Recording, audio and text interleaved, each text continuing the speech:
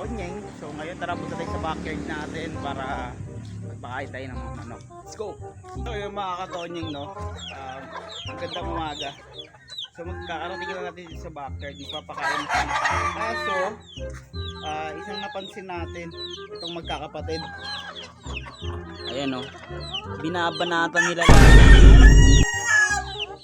yung babae natin na nandyan. Ayun yung nandun sa dulo. So yun yung naiibang kulay. Ngayon ihiwalay natin yan kasi lagi siyang tinutuka, sinisira na yung balahibo niya sa likod. Pakawalan muna natin. Pinakawalan ko na muna. So ito, ayan yung pula na yan, ay yung talisay na yun, no. So binabanatan siya mga katonyeng. So kaya ngayon pakawalan muna natin yan. Medyo maano ngayon medyo maulan dito sa atin. Kaya ito, maglagay tayo ng mga bato-bato. Ayan. Kumuha tayo ng mga bato-bato para mabawasan yung putik. Tuloy-tuloy yung ulan.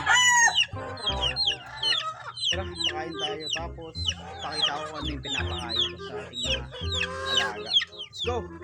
So yun mga katonyeng, sa ating mga ginagamit na patoka ito, binabad to na tublado concentrate. Yan, binabad natin. Tapos haluan lang natin to ng Stag 4 Plus. So ito, halo tayo ng Stag 4 Plus. Sa paghahalo, kahit mga umaga naman yan kahit mga 3 takal, pwede na yan. Hindi totoo yan. Kaya tapos konti. So ayan ang patukahan natin mga katonyeng. So wala pa naman tayo kinokondisyon, kaya gaano ilalagay. Okay na yan. Saluhin tapos bigay na natin. So yung mga katonyeng, ito na yung pinaka feeds natin sa ating mga alaga. So ibigay na natin to. So ito yung mga stag natin na 4 months old yan, magkakapatid. Tara, bigyan natin.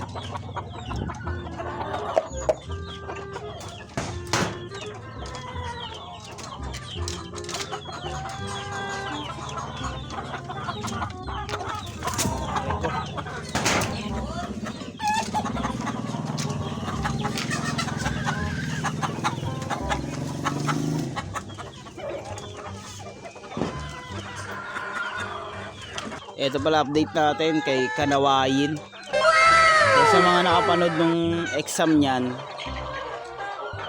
yung full video nandun sa FB page natin. So ayan na si Kanaway, galing-galing na. Ayan. Tapos na tayo sa ating mga malalaking manok. Doon naman tayo magpapakain sa ating mga pasisiw, yung mga maliliit. So tara, bigyan na natin yung mga pasisiw natin at para makita nyo kung ano yung pinapakain. Let's go! So ayan, sa pagbibigay ng mga pasisiw, since malalaki na sila, binibigyan ko na lang sila ng Integra 2. Iisa na lang, sabay-sabay. So Integra 2 ang gamit natin para pare-parehas na lang kasi halos malalaki na rin naman sila. Kaya nang tumunaw na Integra 2. So ito doon ko sa madami. Ito doon ko sa nag-iisa. Tapos ito doon ko sa mga 1 month old natin. Pwede na yan mga katonya. Let's go! So ito yung una. Tingnan natin itong una.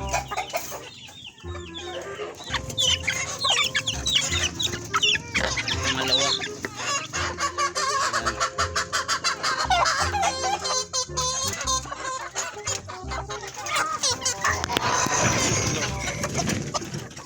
Papatayan. Laki na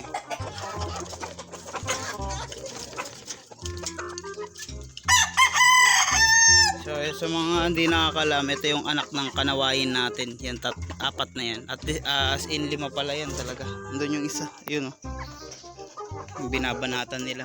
Naiibang kulay. So ayan lahat 5. Tapos yung isang to, ito natin ibibigay sa kapatid nilang binabanat. So ayan na yung kapatid. So ito mga katonyeng, mula sisiw hanggang lumaki sila ngayon, wala talaga yan. Yung pagbabanat nila dyan sa may likod. Nag-start lang yan nung nakaraang araw. Siguro mga pang 3 days na ngayon.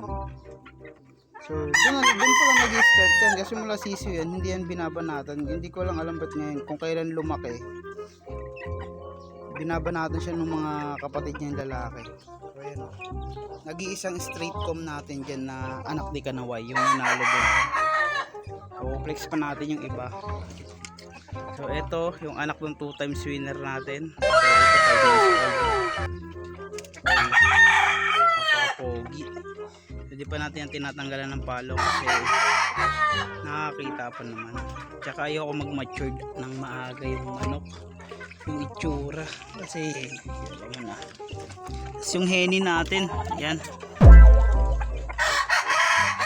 Nabigyan natin to sila kahapon ng exercise. Unang exercise nila parehas. Itong dalawa, yung henny tsaka ito. Tapos syempre yung tatlong magkakapatid, ito yung pangatlong kapatid nila. Ayan, yung yellow legged na nag-iisa. So mga pitsuhin pa sila dahil bigla lang sila nagkasakit ng 3 months, mga ganitong edad, ganyang kalaki. Nakakain sila ng parang tain nila, tapos napansin ko na sobrang payat nila pero ang lakas kumain. Pero yung katawan nila bagsak. Kaya doon ginawa ko ng paraan yun hanggang mag 4 months, pinag-iwahiwalay ko. Yun, kasi nagbabawi. Wala silang sipon, wala silang halak. Yung nakakain lang yata sila ng tae, bumagsak yung katawan nila as in payat na payat. So ito yung anak ni Kanaway. Yung 4 kasama to. Yan 5. So itong pula na to, may kapatid din yan. So ito yung kapatid niya. Ito yung nanay nila, yung pumpkin hatch natin. Ayan.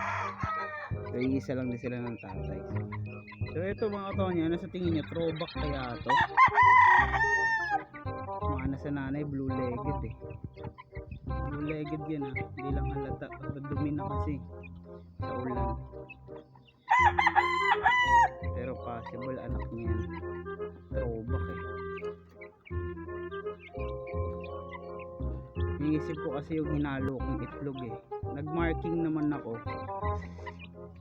Yung apat na itlog yung hinalo ko, pero yung 3 lang yung nakuha ko na may marking. Hindi ko na nahanap yung isa kung nasaan. Dun sa mga napisang itlog, yung mga crack na itlog, hindi ko rin napansin kung may napisa dun na minarkingan ko. Kasi isa lang talaga yung nawawala. Hindi ko alam kung ito. Anak na. Bahala ka sa buhay mo. Ginusto mo yan eh.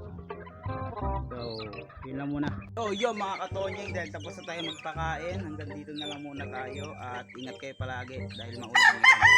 So, sa mga nokis nyo, lagi nyo bigyan ng prevention para iwas sakit. So, yun lang mga katonyeng.